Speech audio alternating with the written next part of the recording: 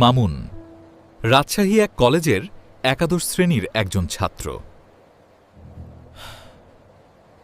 ICT পরীক্ষায় খারাপ ফল তাকে ভেঙে দেয়। প্রোগ্রামিং, ডেটাবেস কিছুই বুঝি না। এই এত চিন্তা করছিস কেন? আমি একদম হারিয়ে গেছি, মনে হয় আমাকে দিয়ে আর কিছু হবে না, কি যে করি। তুই আইসিটি লার্নিং হাবে ভর্তি হয়ে যা। এখানে স্যার অনেক সহজ ও সুন্দরভাবে আইসিটি শেখায়। আমি প্রথম থেকেই এখানে পড়ি, তুইও ভর্তি হতে পারিস। সত্যি? আমি কি পারবো? হ্যাঁ, অবশ্যই পারবি। লজিক বুঝলেই প্রোগ্রামিং সহজ।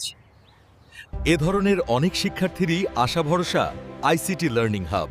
সঠিক গাইডলাইনেই সফলতা সম্ভব।